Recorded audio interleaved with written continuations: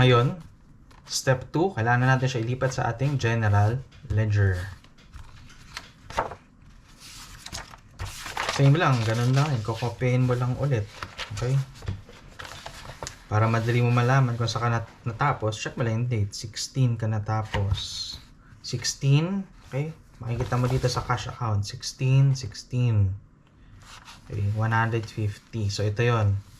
Ngayon, lahat to may cash line. Diba? So, mula 150, ililista mo na siya lahat dito sa ating expense. Sa right side. Bakit? Dahil lahat to gastos eh. Diba?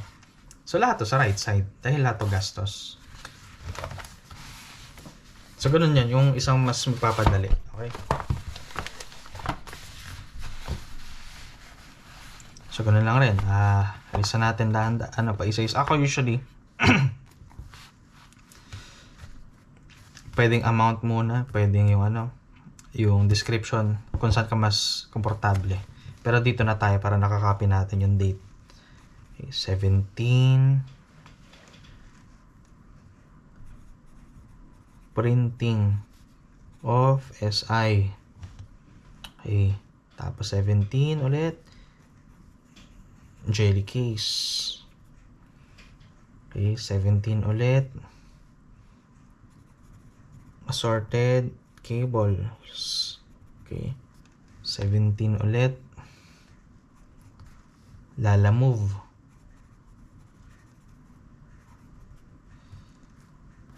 18. Smartphones. Pwede ka maging brand specific ha. Lagay ko dito 2 pieces. Lalamove ulit nung 18 kasi pina-deliver mo siya, diba? Lalamove. 19. Waybill printer. Nilagay ko na lang WB printer para mas madali. 19 ulit. Paper. Waybill paper. 19. Lalamove ulit. 20. Bubble wrap. Okay.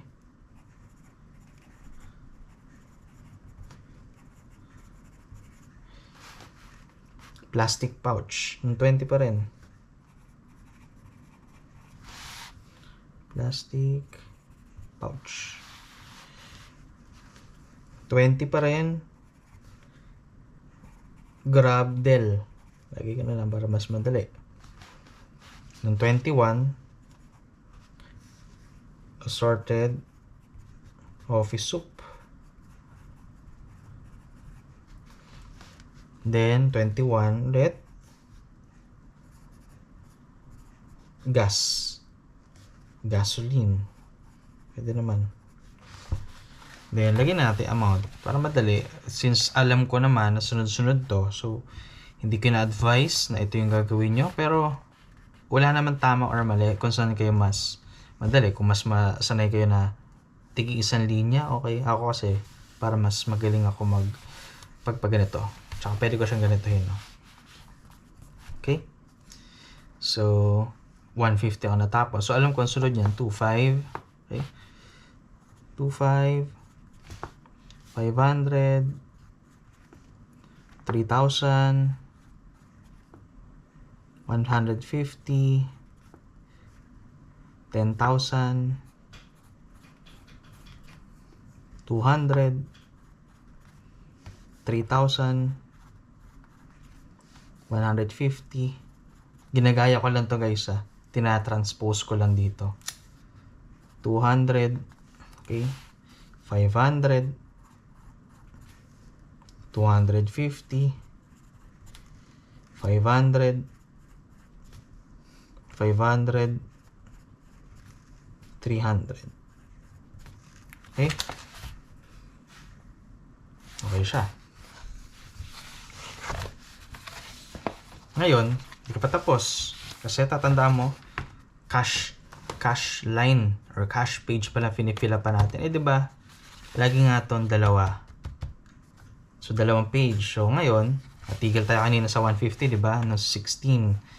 Simulan natin ngayon dito, office supplies. So ngayon, punta tayo sa office supplies at lahat ng office supplies ililista natin dito sa left side under debit. Kasi nasa left side siya dito, hindi left side siya dito. Simulan natin, 17. So ano to, print ng SI. Ano pa bang office supplies natin next?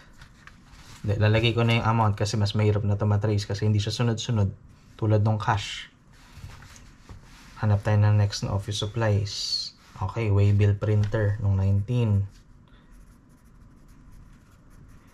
Waybill printer. Kano siya? 3,000. And guys, dito natin sa left nilalagay dahil sa left siya dito. Left siya dito, so left siya dito. Okay? Another office supplies. Ayun. Waybill sticker paper. No, 19 rin to. Waybill paper. Then, magkano lang yun? 150. Okay. Hanap tayo office supplies. Ayun, bubble wrap. Noon 20. Puro lang ulit yung lapis natin, guys. Tasahan muna natin.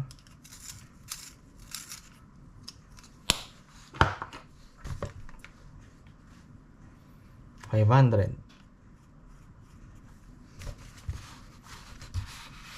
Another plastic pouch nung 20 rin.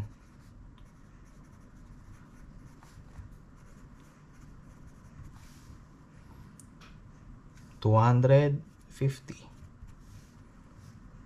Nung, ano pa ba? Meron pa ba tayong office supplies? Ito. Assorted office supplies. Nung 21. Okay. Assorted. Ayun lang, assorted. Okay. 500. Yan. So, move on. After ng 16, so, nalista na natin yung cash, nalista na natin yung office supplies, ano pa hindi? Itong inventory. So, muna tayo sa inventory page. Kasi inventory ang nakalagay dyan. So, dito tayo. First time natin mag-fill up. So, lagyan natin ng date, particulars, debit, credit. Okay. Date, ulit. Particulars. Okay. Simulan natin. Jelly case. Ang una mong binili. 2024, January 17. Okay. Yan natin. So, saan siya? Dito sa left side. Kasi nasa left side to. So, left side tayo. Jelly case. Lagyan mo dito. Pwede itong quantity na lang. QTY. Pwede mo lagay dyan 50. Okay. Para lang, identifier mo yan sa sarili mo. Like I said, para sa itong mga books na to. So, kung ano yung magpapadali sa'yo para ma-determine kung nalulugi ka or kumikita ka, it's up to you. Pero syempre, dapat sinusundan mo pa rin yung accounting principles. Okay? So, jelly case. 500. So, 500 lalagyan natin dito. 500. Okay? Hanap tayo ibang inventory. Ayan. Assorted cables. 17 rin siya. Assorted cables. Sabihin natin, ano yan? 3,000. So, sabihin natin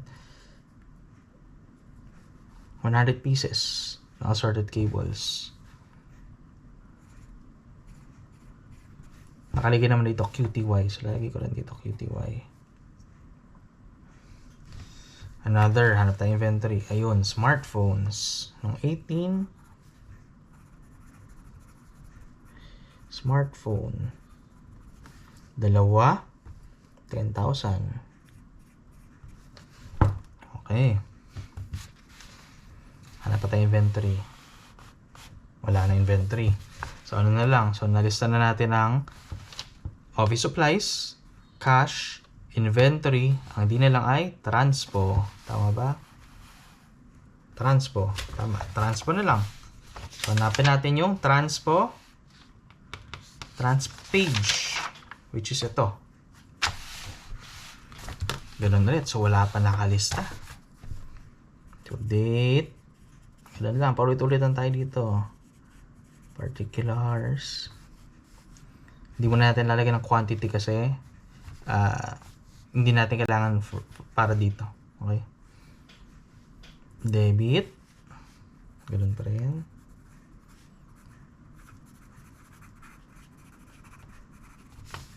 Credit. Okay. Ang transpo ay nasa, saan siya? Sa side. Transpo nasa left side. So, left side tayo ulit. Ang pinakaunang entry ng transpo ay ito. 17. Lala move. Okay. Magkano? 150. Ay, sorry. Nalimutan na lang. 2024. 150. Ano pa bang transpo natin next? Ayan, lala move ulit. Nung 18. Okay? Kano siya? 200 naman. Okay? Ano pa? Next natin. Ayun, meron ulit. 19. Everyday kami lala move. Oh. Lala move. 200 ulit. Yan. Ano pang transpo? Ayun, may grab. Kano? 500. Ano pa bang transpo mo? Ito, gas. 21. Gas. Kano? 300. So, okay na. Na-cover na natin lahat ng klase ng account or ng page. Okay? Lahat ng pwedeng makategorize. Okay? Ngayon, tatandaan, general ledger, step number 2 lang siya. Okay? Numberan ko na nga. Number 2. Ito. Nagpakita yung assorted cable. Ito ay number 1. Okay. So, dahil sa number 3, which is ito. Actually, dalawa yung number 3. Pero depende sa nature nung transaction mo. Okay? Kung benta ba siya or gastos. Right now, nasa gastos pa lang tayo lahat. So, dito tayo, number 3. Number 3. Tasahan ulit natin. Yun nga pala guys, dapat naka-ballpen kayo pa susulat na sa mismong books ninyo. Hindi yun considered, hindi yun recognized ni BIR if naka-pencil lang. Okay? Mafa-flag pa rin kayo nun or matatag pa rin kayo at mape-penalty if naka-pencil. Andito na tayo sa step number 3 kasi natapos na natin step number 2 which is in general ledger. So dito tayo sa step number 3. Para mas madali kang i-fill out to, i-ready mo yung number 1 mo which is in general journal. Okay. Step number 3 is cash expenses book or cash disbursements book. Para mas madali, pagtabihin mo sila. Yan. Ngayon, madali na lang ito malaman. Ganun lang rin, gayahin mo lang rin lahat ng amount na to. Assuming na lahat to ay expenses, ilista na natin dito. Dahil alam naman natin na lahat na nilista natin with starting from January 17 ay expense. Dilista ko na lahat dito ng amounts para madali na lang. Okay? So, let's start dito. Okay. 25 500 3,000 150 10,000 200 3,000 150 200 500 250 500 500 300. Ayan. Okay. Ano nga ba yung mga expenses na yun? So, ganun na. So, nilista ko lang kasi parang excited lang ako eh. Pero yan. Lista lang natin to kung ano ba yung nature nung ano na yan. Kung ano ba yung, kung ano ba yung not nature. Kung ano ba yung description ng expense yan. Kung ano yung particulars niya, diba? So, printing of sales invoice ng 17. Okay? So, lagay ko dito na actually, ito pala, pwede siyang receipt number or anything, ha? Lagay lang natin 2024. Okay? Ito ay January 15, 15, 16. Ngayon ay Jan 15. Okay? 15, 16, 17. Pwede kasing receipt number to eh, para lang mas madali ka ma-identify. Okay? Kasi pag dumami na yan, mahirapan ka na. Okay? Gets? So, 17 to 5. Okay? Ginastos mo yan ay printing of SI. Okay. Nung another, okay, 17 ulit, ginastos mo yan ay jelly case. Jelly case. After, 17 pa din, assorted cables. After nun, 17 pa din, Lala Move. Okay, after nun, 18. Okay. Smartphones.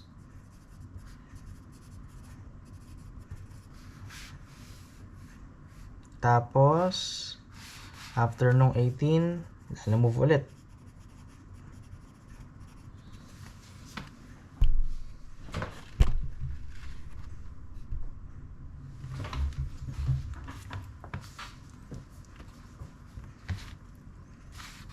So, nung 19, next nun ay Waybill printer.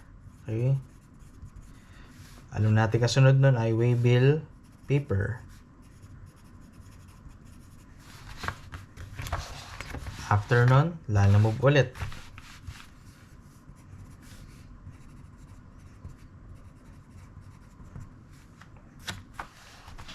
Okay. Then, 20, bubble wrap.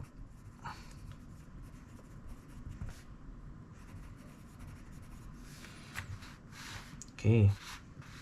Then, ng 20, ulit, plastic pouch. Yan.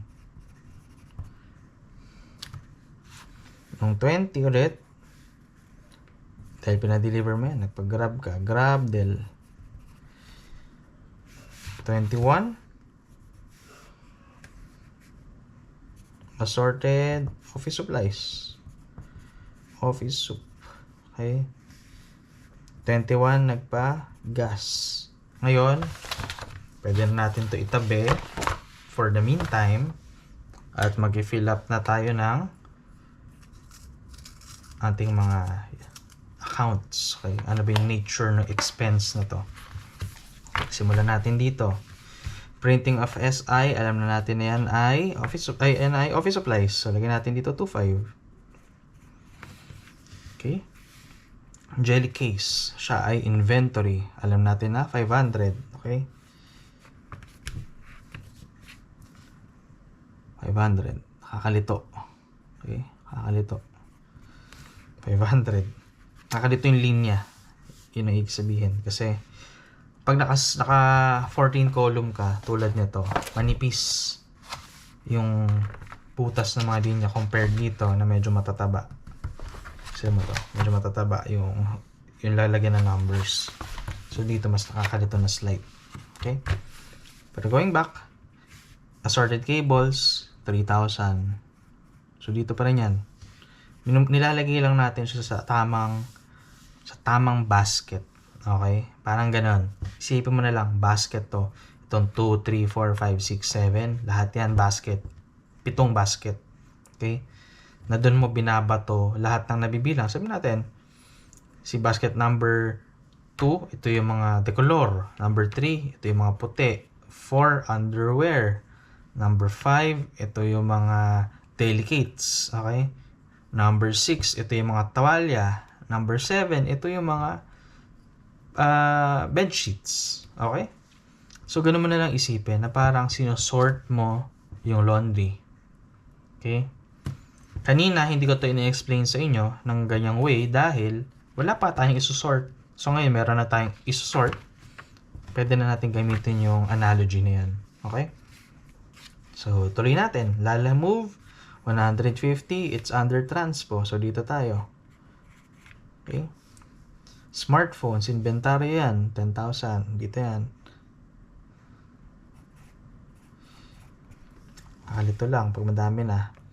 Nakakalito lang pa naghahabol ka. Pero lagi ka everyday ka nagsusulat or pagka transact sulat, hindi naman nakakalito kasi yun naman siya agad eh. 'Di ba? So kaya ugaliin nyo na everyday kayo or kung ano man, at least twice a week. Okay? Pero ako I would advise everyday. Okay? Lala move. Okay, 200. Siyempre under transpo yan. 200. Waybill printer, office supply yan, 3,000. Diba? Madali na siya pag lagi mo naman ginagawa. Lala move, 200. So, dito naman yan. Bubble wrap, 500. Office supplies, so dito yan. Plastic pouch, office supplies pa rin yan. Grab delivery, 500. So, sa transpo yan. Sorted office supplies, okay, 500. So, syempre, office supplies. Di ba obvious? So, gas, transpo. Okay. Ngayon, tapos na tayo. Okay? Itong receipt number, nilagay ko lang yan in case may mga specific yung resibo. Doon mo siya malalagay. I mean, doon mo siya magagamit. Okay? Ngayon, sabihin natin, hindi ka na nakabenta. Ito na yung last na kumbaga expense mo for the month. Okay? Pagpalagay na lang natin na yun na yung last expense mo for the month. Kailangan mo to ngayon i-total. Okay? Total natin. Ano ba to? 300. Ang total is 32,000. Okay? Lilista natin dito. 32,000. Ngayon, kailangan mo na rin ito i-total lahat. Okay? Total mo to. Yan, ganyan mo siya. 32,000. Ito rin. Ito rin. Kasi meron to. Ito rin, i-total mo rin to.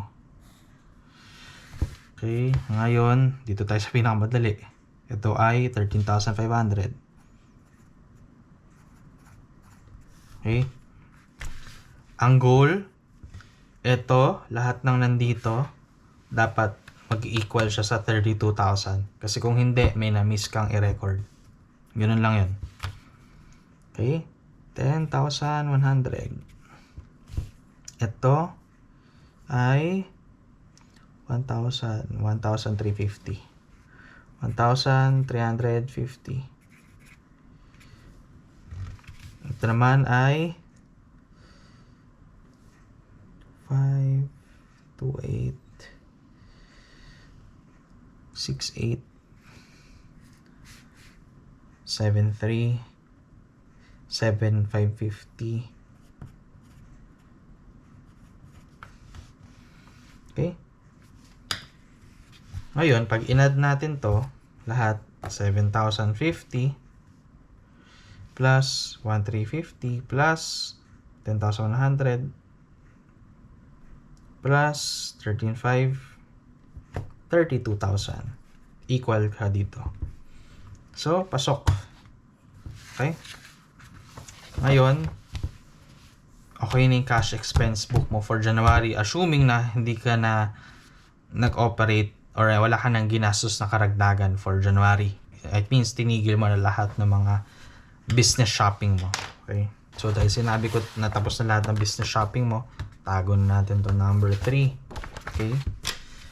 Ito naman, number 3 rin to, cash sales. Okay? Dahil ready ka na bumenta, lagyan na natin number 3B. Ito number 3A. Ngayon, ready ka na bumenta.